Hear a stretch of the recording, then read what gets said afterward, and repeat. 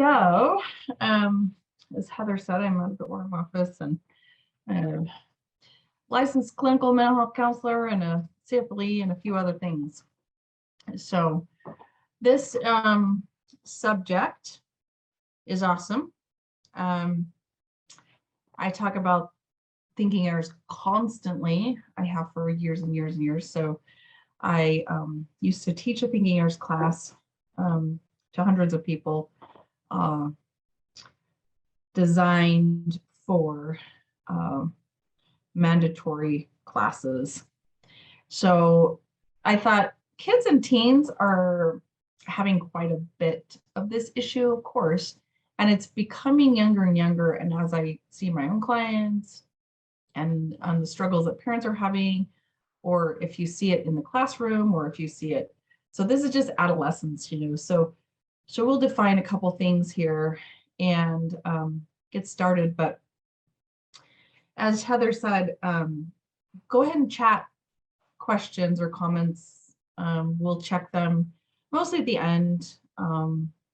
If there's something in the middle, I'll check them. And if it's something that's related to a question like what it wasn't clear, or you need some more information, I can comment on that. I go really fast. There's lots of material always, right? I have lots of references, but that's why you get the video. That's why you get the PowerPoint. That's why you get my 12 books in the back of this, like I always do. So you can always go further with it if you want. So don't worry about that. There's some handouts always that I put in the end of this in the PowerPoint that you can print off if you want, and share it. And then once this goes on YouTube, share it with your kiddos, like have them watch it. It will be safe enough for them to watch. It won't be anything that's adult only. Okay. So, okay. Just remember that if there's some background noise or someone turns on their microphone and they don't mean to, I'm going to just mute you, or just keep your cameras off, or it'll shoot to the first part of the screen. So, okay. So yes, today, thinking errors in kids and teens. So adolescent is how we define a certain age group, right? And it's the adolescent brain, it's the developmental brain. Dan Siegel talks about this. I've talked a lot about this. So he puts it 10 to 24, the last I heard. I put it 10 to 26 because 26 is when the brain stops developing, pretty close to female male. So the brain stops developing at 26. Adolescence has become earlier, earlier, earlier. The word adolescent, and so that's a whole other subject, but adolescent thinking, right? That means that your brain is pruning earlier and earlier and earlier. And we need to catch these thinking errors as the brain's developing, so they don't stick into your neural pathways and wire and fire together, right? So whatever fires, you've heard this before, wires together. So then we have this negative cognition or thinking errors or all this stuff that we're going to talk about today, like ingrained. And it actually causes the brain to wire together, not just fire, but to be connected in those ways. And it's an automatic, right? It's an automatic thinking. It's an automatic nervous system. It's an automatic neural pathway. It's an automatic response system to the body when we have certain things happen. So yes, it is absolutely crazy. I would deem it about 9-ish now. The brain starts pruning 9 earlier and earlier. There's lots of statistics and hypothesis on why we're going earlier and earlier. It used to be 16 back in the day, and then 18 you were out of the house. So you had 2 years that you were parenting an adolescent. Now you have like 16, if not 17 years, because I don't know about you, but the 20-something-year-olds are not able to live on their own right now. It's super expensive. So, okay, so we're going to define thinking errors, why we don't self-talk. We're going to talk about self-talk. It's all about self-talk and what the frontal lobes is, where the frontal lobe is and what it does right there. The growth mindset I threw in for sure because it's really connected to your thinking and your narrative. your narrative stories, right? And so we're going to talk about automatic negative thoughts. That's ants. Negative versus positive cognitions. I do this a ton with trauma-focused therapy. And then coping. Got to talk about coping in practice. Okay. So the adolescent thinking errors, we're just going to go through very, very simple ones. And by the way, if you've not visited the YouTube channel that we have all the other ones on here, 100 plus, the thinking errors part 1, thinking errors part 2. Okay. Thinking errors part 2 that's already on there is a lot more about the defense mechanisms, and it goes deeper from what we start with thinking errors and then we go into defense mechanisms. So if you want more on that, it's pretty much almost the most popular video on there. And it's my favorite because I've been doing it so many years. Because it's one that, why it's my favorite, these thinking errors and these definitions, is because so many people don't have a clue that they're doing them or how to get rid of them or how to face them or whatever. They really don't understand. It's like this automatic, right, thing that we've just been doing. And we didn't realize how much anxiety it causes and how much depletion of worth it causes, and the issues and the consequences that if we have a constant thinking error going through our heads. All or nothing. These are just basics of kids ones that they really get trapped. These are more like, if you think of trapped, it's a thinking error trap. Okay. So they don't, it's confusing. We kind of understand more of it as an adult, but this traps them. Someone says to them, it's your fault. Oh, well, yeah. Now, is it my fault? And they question that. And so then if you're told over and over and over again, it's your fault, then they get trapped into that thinking. So all or nothing thinking, focusing on one way, simple. In adult world, it's just black and white, right? It's, I can't see another person's perspective, but just think of all or nothing. It's extreme one way and extreme the other way for kids. So ignoring the good, okay? So we're going to focus on the goal that they didn't get in, but they got 2 goals, in a soccer game, and they scored 2 points. But the one that they didn't get in, they're going to focus on, and they're going to just be devastated because it could have won the game, or it did win the game. Did the other 2? It doesn't matter.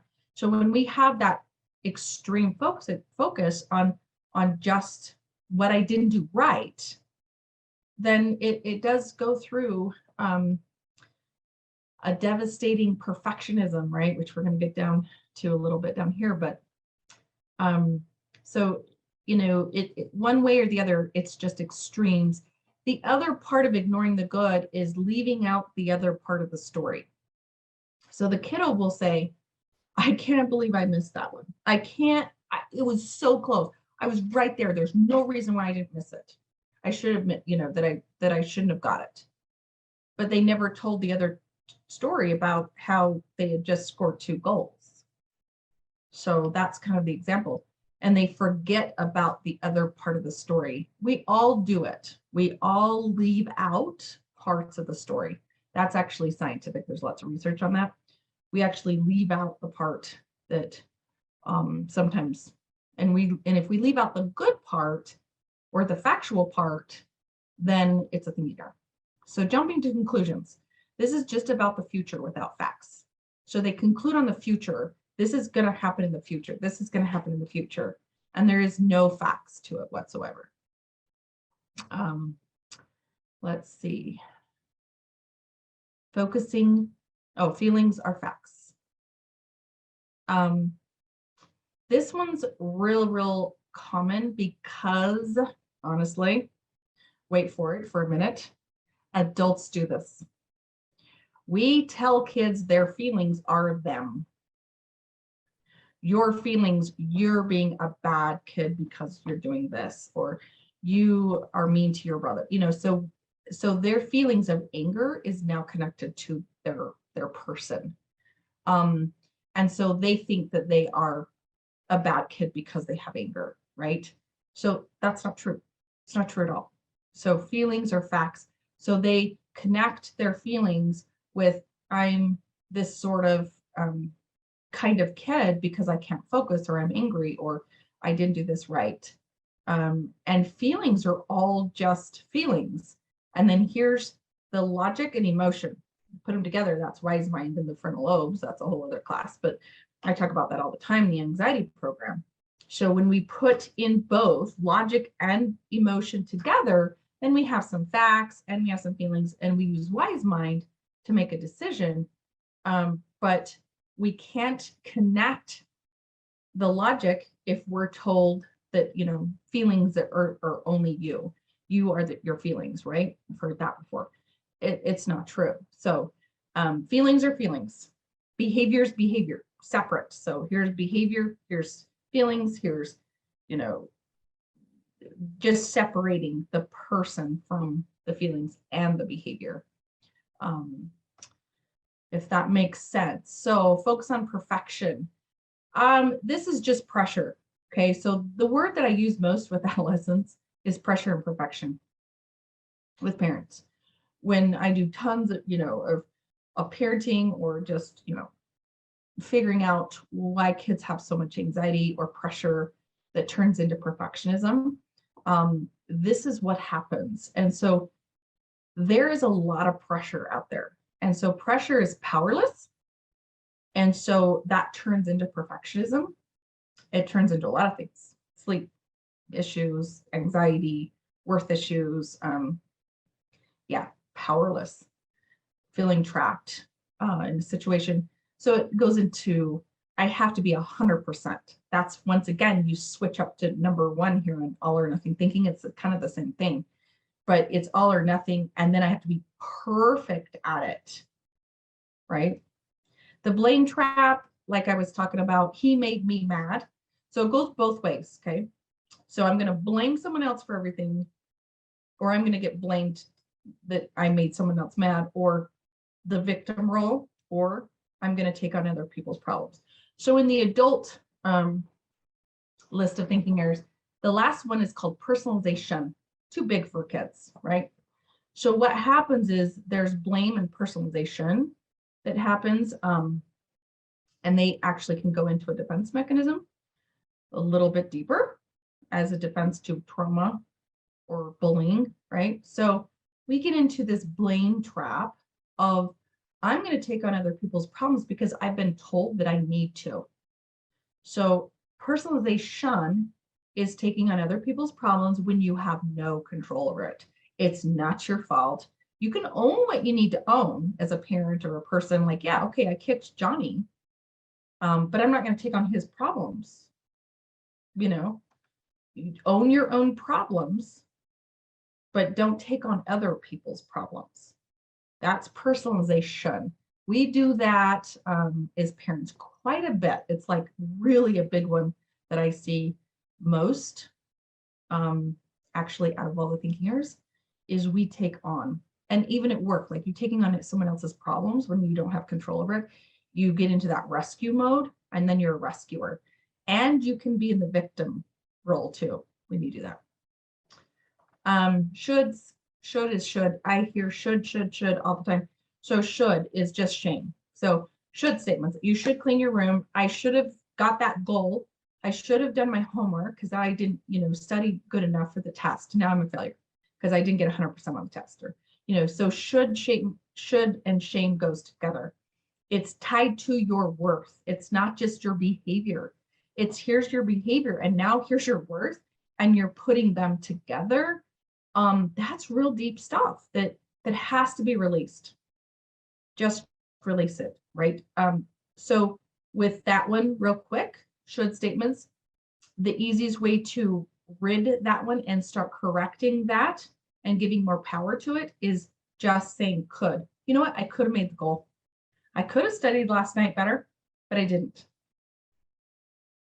So you just own that. And it's like, okay, let me send these people in. if you can replace as a parent or, anyone that's working with kids or a teacher to just say, you know what, we could do this better. Or you could have said that better.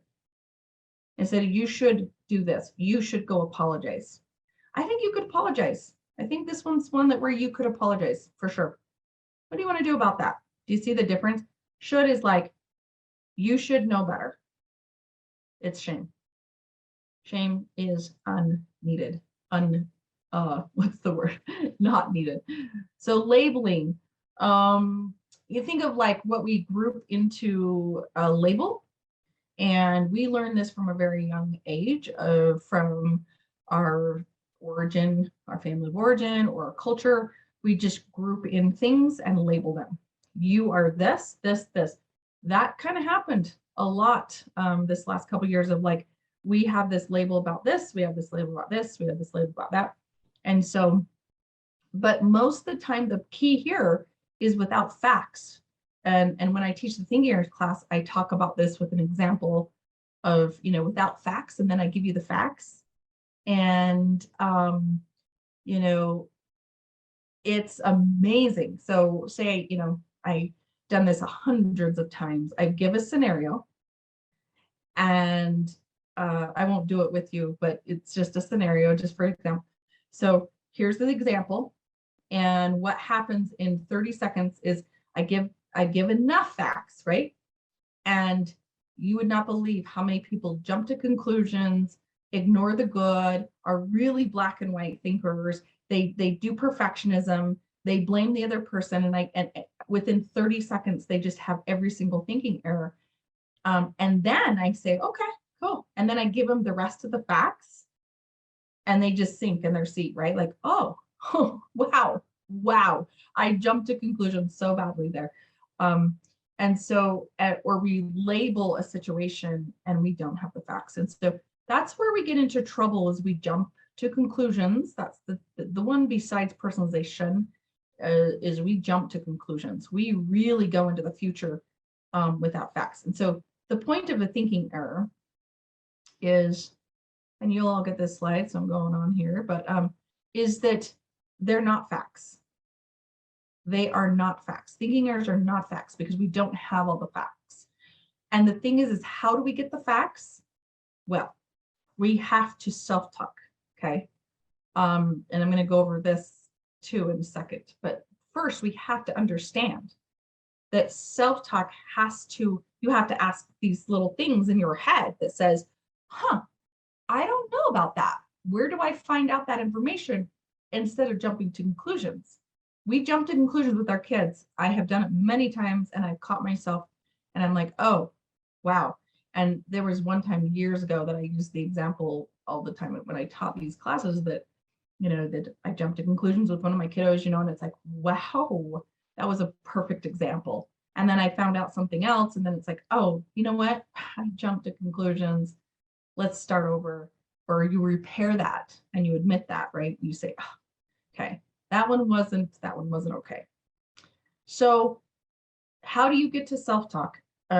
This is thoughts, feelings, behaviors. This is how the brain works. We start with the thought. So if your thought is a thinking error, okay, let me move so this self-talk, right, and a physiological response moves you to a feeling, and then moves you to a behavior, and then moves you to a thought, and it's a constant. It's a constant, it's actually millions of times a day. We have stimuli that comes in, we have a thought, we have a feeling, we have behavior, and we either store that or we don't, right? We use that information or we don't. So we have a thought come in, oh, I don't need that right now. You see a billboard, you don't need that right now. And you just go, oh, whatever. And then you just keep driving, right? Okay, let me look at this chat on blame trap, being the victim. Is that also where they never accept fault for what they did wrong in the situation? Absolutely. And always blaming others and making excuses why someone else's fault. Yes. So that's a really good question, because that's a huge thinking error when you blame and do not take any responsibility for your part in it. But what happens is that goes into a bigger defense mechanism that you need some guidance on maybe for parenting, because that goes into deeper defense mechanisms of denial, of disassociation, of I wasn't there. It's almost like I didn't kick Johnny. I didn't do it. That's a little bit deeper, right? So that's a little bit past the, oh, it's somebody else's fault. He kicked me first. It doesn't matter. You kicked him back. We're talking about you right now. So that's how you do that, is bring it back to you. But I don't have this referenced in this PowerPoint, but it's my fourth parenting book. I only use 3, literally. I promise I've read hundreds. And it's called Beyond Consequences by Heather Forbes. So it's lying, deceit. Those are all defense mechanisms to a thinking error. So that's a deeper, yeah. So look at that book, Beyond Consequences. It can be. So there is someone just asked if there is blaming or shaming a form of narcissistic behavior. We're just going to call it a trait. It can be. It doesn't necessarily mean you're going to go into a personality disorder. Okay. That's where we get wrong with all that. But there is, on my defense mechanism list, it is defense mechanisms with narcissistic traits. Okay. So, and it's not necessarily, a child can't be a narcissist. It's an adult personality disorder, honestly. If it's it's a defense mechanism. So you just look at the defense mechanism. Why is the kid lying? Why is he or she blaming someone else? Why can't they take responsibility? That's a serious, we need therapy for that. And when we can't take responsibilities, it's deeper. We've got to own, when a child cannot take a responsibility, okay? Beyond Consequences, that's what it's called, Beyond Consequences by Heather Forbes is that book. So yes, in the frontal lobes, physical response, your reward system, reasoning, where your emotional and logic lies, right? So this is where we want to put those together. And we have to get to the frontal lobe. So if a kiddo can't self-talk, okay, so now you know what the thinking errors are. Now we're like, oh, it's not going to be that bad. I made 2 goals. I missed 1. Okay, fine. So they can't, if they're not doing that themselves, then they're going to have a thinking error. They're going to completely shame, blame, like criticize themselves. And so, if they can't ask themselves, well, is this true? Am I a failure because I didn't get 1 out of the 3 goals? Am I a failure? Oh, wait, no.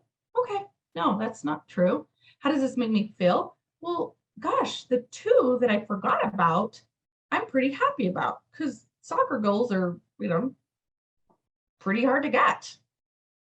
And then if they really believe that they are a failure, and what if I didn't hold this belief, right? So they're doing that little self-talk.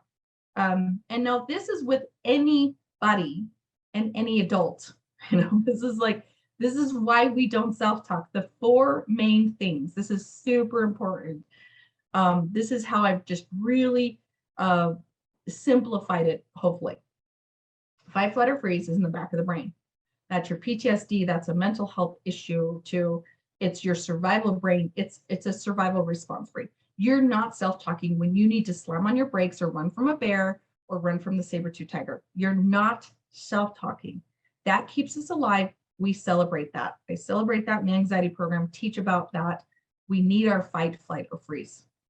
We have to have it. Burnout. If you're in burnout, if the child's in burnout, if they haven't slept in 2 nights very well, they could go into a level of burnout. You know how it is. You don't focus the next day. You can't make decisions. You're not very good at self-talking. You're more depleted. You're exhausted, all those things, right? And you're not going to self-talk as well, okay? Now, impairment is just impairment. Every kind of drug, prescribed or illegal, or street drug or alcohol or anything else, an impaired drug is a controlled substance.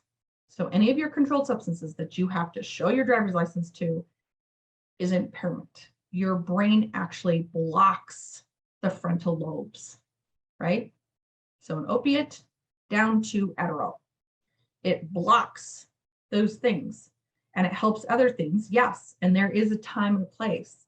But then there's, illegal drugs, pot, impairs the frontal lobes.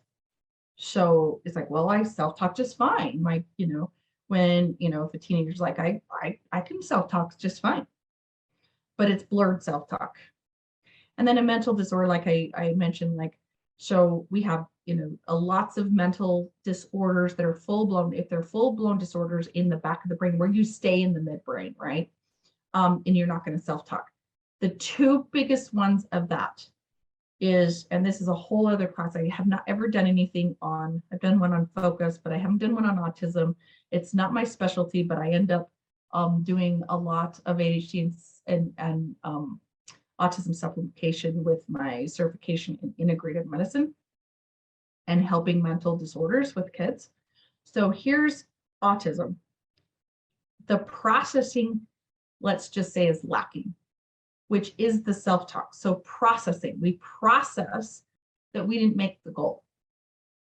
An autistic kid that has higher on the spectrum and has sensitivities, they have other sensory issues, they can't process that this food is okay or this shirt is okay because these sensories are overloading the brain and actually hijacks that, and they don't self-talk. They can't say, oh, it's going to be okay.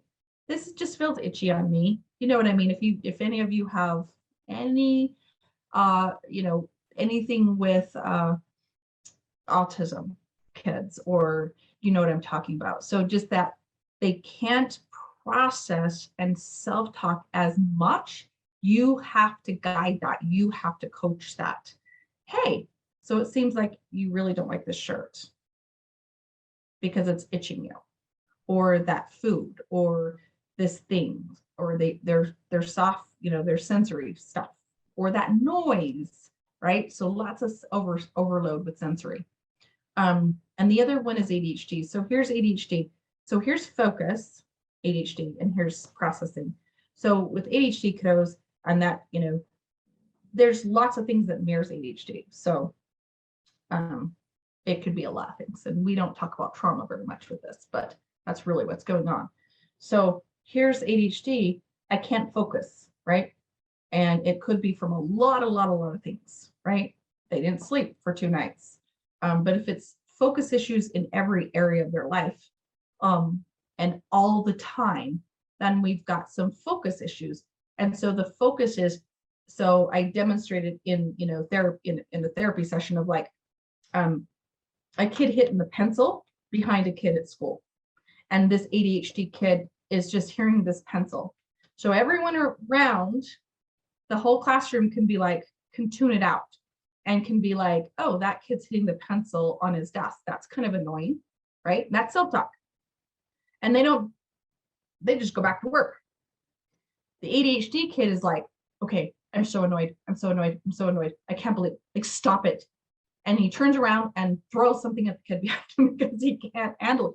So he can't process, but he's super hyper focused on it, right? So that can be ADHD and autism together, if that's a okay example. But when I do that and I'm banging my pencil on my clipboard and someone's like, okay, stop. It's like, yeah, that's what it's like. So it's interesting, right? To sleep for months, two-edged sword. Yes, it is a two-edged sword. And that's why you have to, the question was, is if a kiddo has ADHD, and then they don't sleep well, because most of the time they don't. So any autism and ADHD kids, guarantee their gut's unhealthy and they don't sleep. So watch my other workshops on mental health in the gut and power struggles with sleep versus power, or why we sleep is really, really good, because your sleep and your gut is number one in self-talk. If I promise you, we get the sleep and the gut healthy, the kiddo will self-talk better. I don't guarantee anything. That's a disclaimer. Therapists don't promise anything. And then I promise people things. No. So now that's the frontal lobes, right? So the midbrain is where we have fight, flight, we're flooded, we have flashbacks, we ruminate, we have intense fear. Our chemicals change. That's what changes our chemicals and our neural pathways, changes our chemicals and our genes in our brain, in our body, because that's, if you have trauma, bullying is trauma, okay? If you have any sort of developmental trauma, developmental is from 0 to 26, 0 to 26, any developmental trauma. Now, you tell me if there's anybody in the world that doesn't have developmental trauma. They don't. There's just of some sort of stacked developmental trauma or other kinds of trauma, relational trauma. Relational trauma and developmental trauma is an example. For an example, both those is your parents divorcing when a child is in those 0 to 26. That's relational trauma and developmental trauma.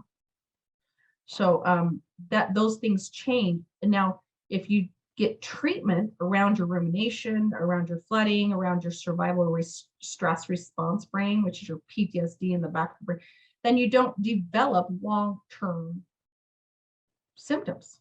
So that's why I'm a little biased towards therapy, because the sooner you get that reversed, the rumination or the thinking errors, the sooner you don't wire it together, right? Okay. So one of my favorite authors, these are my top 5, okay? I have top 5, and they just don't leave those top 5s, is Dan Siegel. So he is it for integration of the brain. His coined word is mindsight. And of course, again, here's the reasonable mind, the wise mind that I talked about a little bit. So these are the 3 things that you need to integrate this so you can have self-talk. This is going deep again. Of course, I don't stay surfacey, and I don't apologize for that.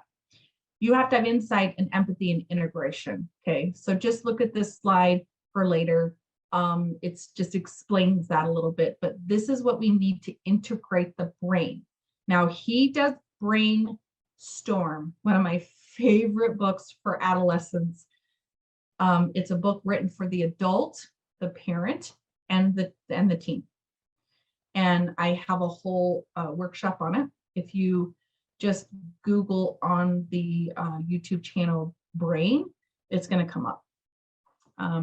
And I talk about that in that workshop, how to integrate the brain, why the brain prunes, why it's not any of these things.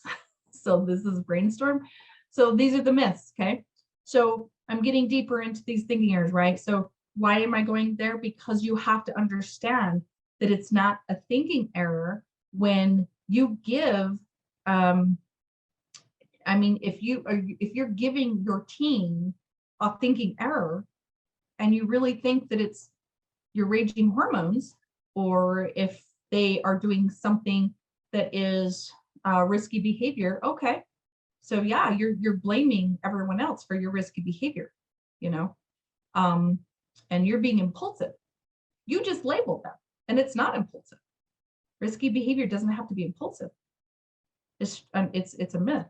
So you'll just have to read the book. Trust me. And we have this myth that we can control how our adolescents will turn out and what they'll become. And I have a really hard time with that one. I get really mad. I'm like, no, yes, we have parenting, we have this, we have attachment, we meet our kids' needs. They're going to turn out better, right? Yes, they will. But after that, it's really their life after that. So trauma does affect the brain. Unresolved things, yes. It really does affect the brain. We know that now with the last 10 years of neuroscience that we've never known before about the brain and trauma. So kids push boundaries for attention. No, they don't. So here's the shifts, the risk and reward, the pros and cons. Teenagers, so back to your reward system, remember? So here's a kiddo that's going to self-talk if they are able, if they're in their frontal lobes, and they're going to go through the pros and their cons, and they're going to self-talk that. Ooh, should I sneak out tonight? The pros and the cons. And they're going to go through that list, and they're going to be able to make a decision. Now, in adolescent brain, they he talks a lot about, they will like kind of smear the cons. They won't listen to the cons as much. They look at the pros. Oh, I'll have friends. It'll be fun. I will get to, go out late at night, and there's going to be, my favorite person there, a girl or a boy or, something like that. So they do self-talk their way into the reward and not the risk. Okay. Think about it when you were a teen. How fast did you drive? We like dopamine. So the teen in the adolescent is having 3 times more dopamine than any other time in their life. And it's the reason why is because their brain has to prune. And the release of dopamine happens and it increases. And so what happens when they get bored? They're like, wait, I'm up here all the time. I'm bouncing up here at this level of dopamine. It's called peak and baseline. So here's the baseline. So when they come down a little bit to the baseline, they get bored. This is why we have video games. This is why we have fast cars. This is why we do drugs. This is what, this is why we experiment. And so there's a little bit of that. But if they can't, we've got to train and help them self-talk. How did you feel when you were sneaking out? Oh, I didn't even think about it. Yeah, you weren't self-talking, or I didn't even think of the consequences. So that's a little bit of that. Okay. So let's move on to growth mindset, fixed mindset. I'm just checking my chat here. Yes, Daniel Siegel is the author of Mind Sight and lots of other books. I have like 5 of them at least, and Brainstorm. I've seen him twice in 2-day conferences. So 2 different 2-day conferences. I listened to his lectures. He's a really great researcher and psychologist, child psychologist. So this is the other one. So I'm always a book person. So my, personal website, paperbackconnections.com is called that because of paperback, because of books. So growth mindset versus a fixed mindset. You can find all this in Carol DeWitt's book on mindset. So here's mindset, here's mindset. So growth mindset is basically what we're going in after we get rid of the thinking errors. Okay, we have to go into a growth mindset. If we're in thinking errors, we're in a fixed mindset. The world's against me. I have to prove myself. That's perfectionism. I avoid challenges. I can't do it. I'm a failure. I feel threatened. Shame. Okay, should. Praise parenting. You would think that that was a good thing. You would think that that would be a growth mindset. I'm going to praise you. I'm going to praise you, praise you, praise you. No, you're a good kid. You're a good kid. You did those 2 goalies. You're a good kid. You're not a bad kid. Don't focus on the negative. That sounds great, right? Instead, we say, hey, it seems like you're focusing on that one goal that you didn't make. It seems like challenges are hard and failure's hard for you. And let's see if we could go into failures are temporary, viewing challenges as opportunities. Hey, you know what? I know you practice really hard. Is there anything you want to just, let's just practice some more. But, we got to remember that it's all a sport, that you're not I use soccer because it's not a one-man band, right? It has to do with a lot of people. It just, chance or luck that goalie is in the wrong place and you shoot it perfect, right? It's a lot of chance. So you view challenges as opportunities, and people that are in a growth mindset believe that intelligence and talents can be improved over and over and over again by practice and learning. When you're in that state, everything changes in the world. I promise you, I promise you, I promise. Yeah, that one, it is really, really important. Because if we're in a fixed mindset, we're in an all or nothing thinking, and we're in a fixed, right? That all or nothing thing, fixed. Okay.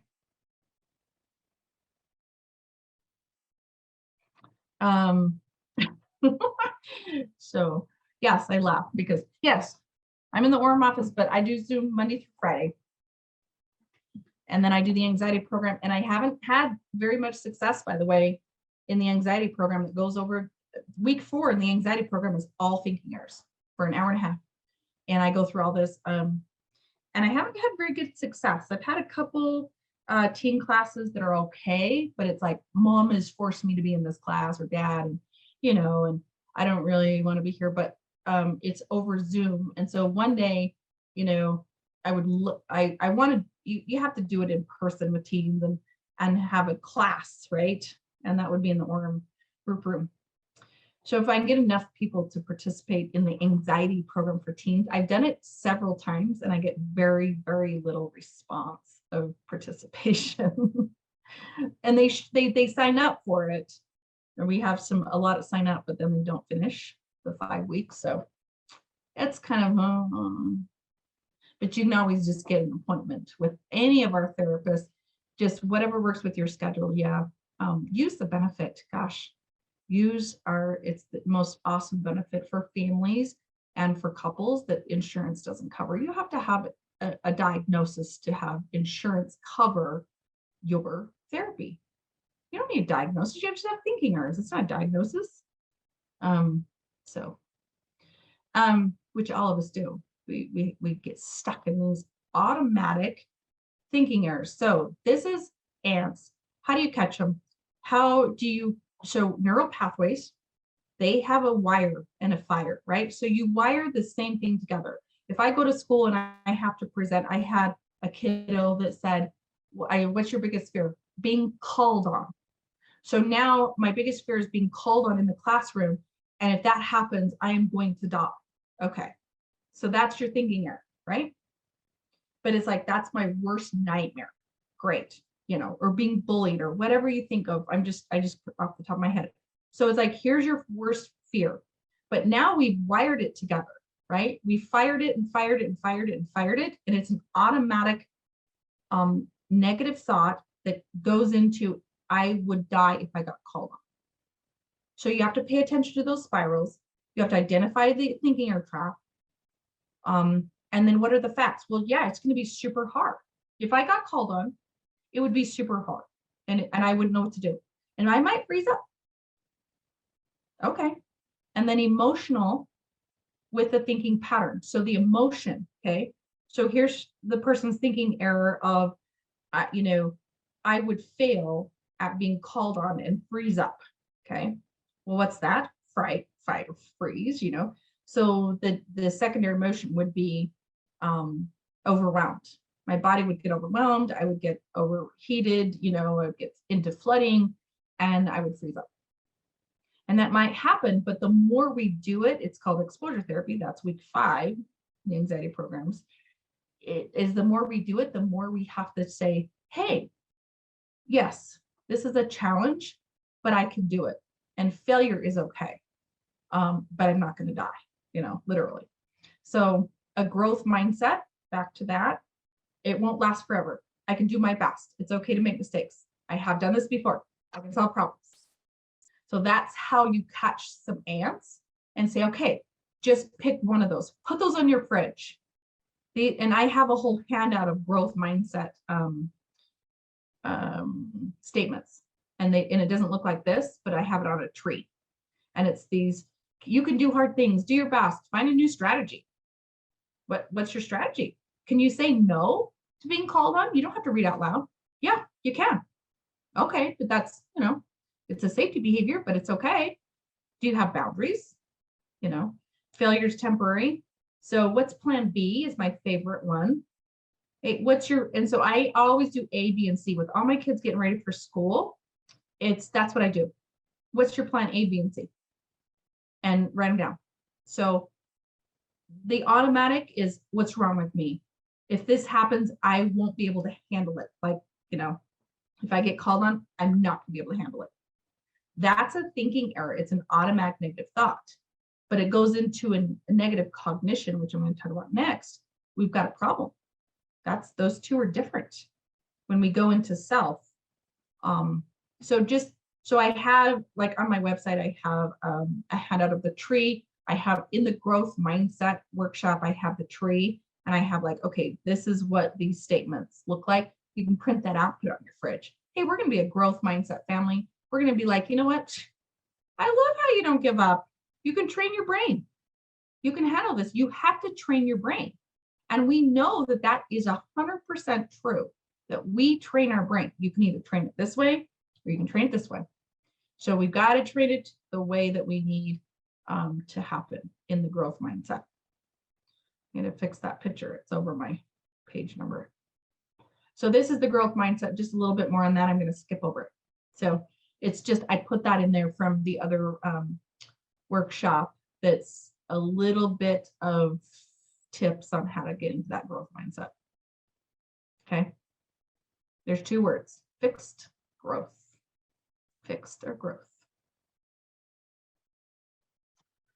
Okay. So I want to get to negative cognitions and questions. I've talked a lot about those to this point, and I talk about them a ton in therapy because this is the list that I use with EMDR. So we change a negative cognition to a positive cognition when we reprocess, which is the R in EMDR. We have to reprocess. You can process and desensitize it, but we want to reprocess it to change the brain. You can do this with your kiddos. They can do this. So think about, I feel overwhelmed. That's a feeling. We celebrate feelings. I do. It's a celebration. I feel overwhelmed when people call on me in class. Or I am overwhelmed. Do you see the I ams in here? Tons. I don't deserve to be happy. And I am difficult. I am in danger. I am going to die. I am not safe. I am not adequate. I'm weak. I should have done something. So do you see how, like, yeah. These are what we don't want to install in our brain. We don't want to fire and wire these together. We all have these. I don't deserve love, right? So think of the other side is the positive cognition. I am capable. I've done this before. I can do hard things. Same thing with the growth mindset comments, right? I deserve love. I'm enough. I'm okay just the way I am. I deserve to live. I deserve to be happy. I'm okay. I love okay. Okay is a great word. I can stand up for myself. I can have boundaries, right?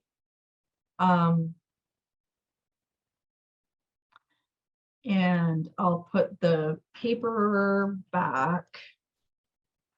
Cognitions.com is where I have some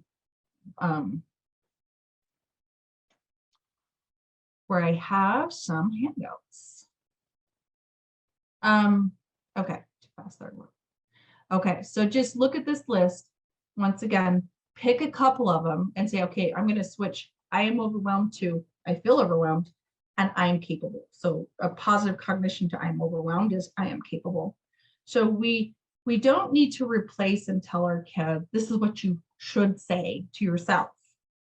But we can just say, hey, how can we change that to I feel overwhelmed?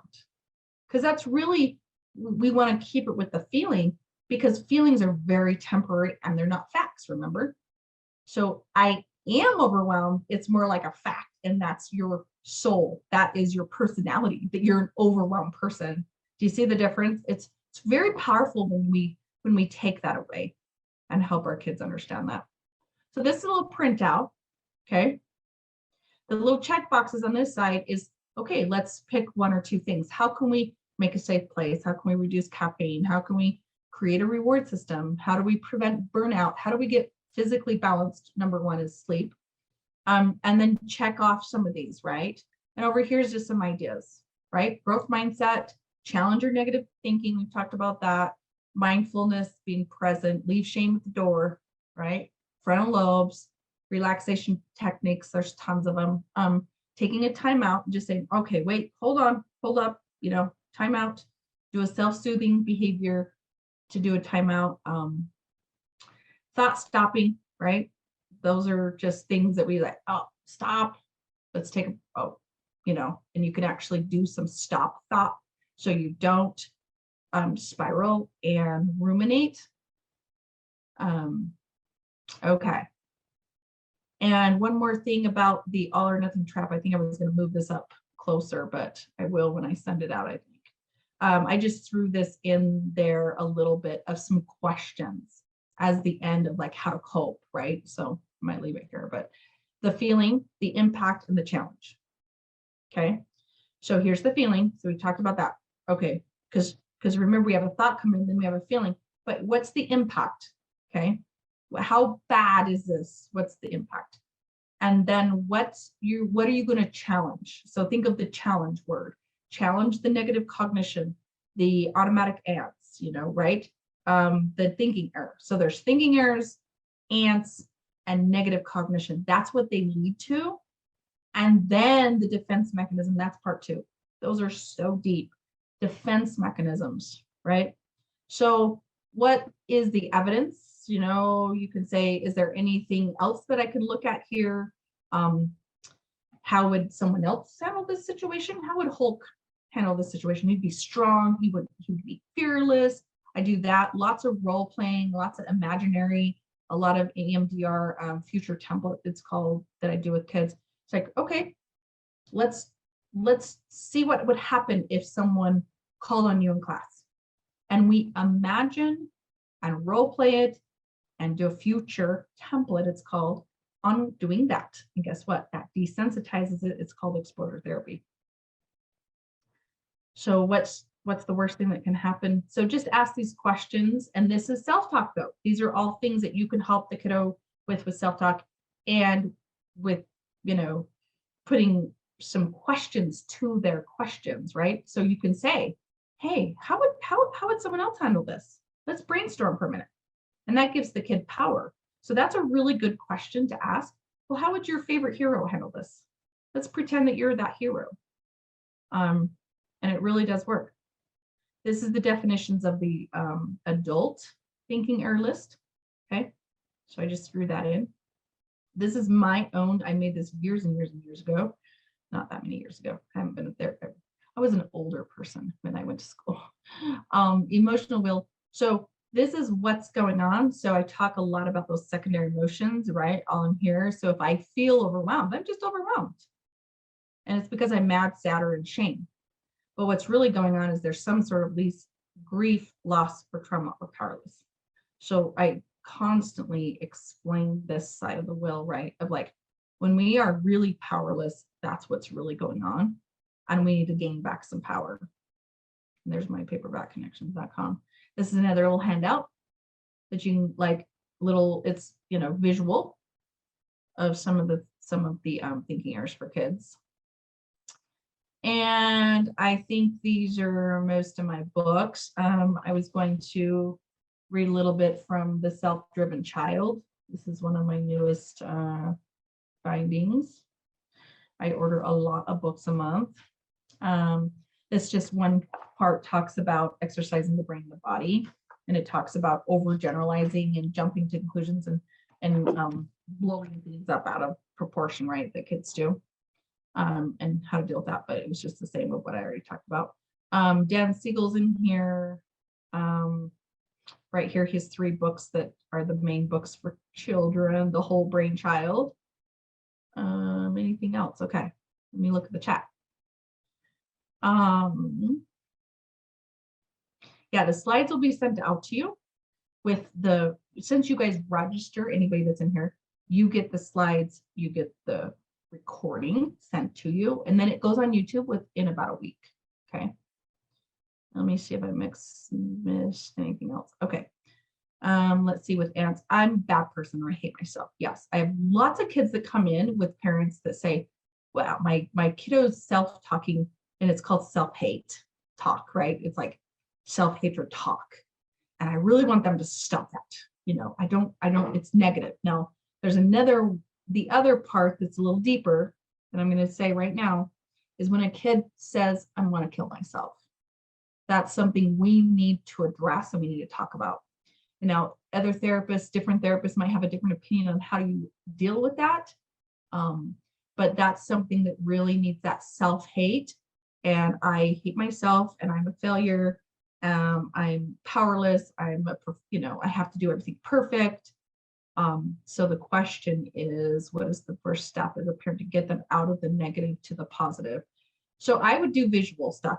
So here's a list of what's the top 3 things that you say to yourself when you get angry, but really emotionally coaching them first. Where's the emotion?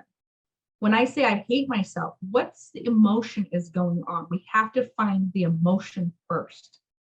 Because here's the thinking error, and then here's the emotion, and then the behavior is I go and, kick somebody, right? So it's emotional coaching that you can start with, and I've got a whole workshop on that, but it's right here. Gottman, raising an emotionally intelligent child is it right there. So how to do that, but really then going into the negative to a positive, right? Like that list. So here's, I hate myself. Oh, you know what? I'm okay the way I am. That would be your positive cognition. Are there any books to read themselves? Brainstorm. Brainstorm is so good. I don't know of any, like, besides Crucial Conversations, it's right here. It's got like 5 authors. So it starts with Patterson is Crucial Conversations. That teaches you how to get the narrative story out of your head and switch it over. So that's a good one for teens too. Let's see. My top 3 parenting books are Love and Logics, How to Raise an Emotionally Intelligent Child by Gottman, and Heather Forbes, Beyond Consequences, literally. And Attachment, and other ones, The Self-Driven Child. I really actually like this. That's why I brought it up. I really liked it. So, and that's right there. However you say that last name in Johnson. How would you approach this? Yeah.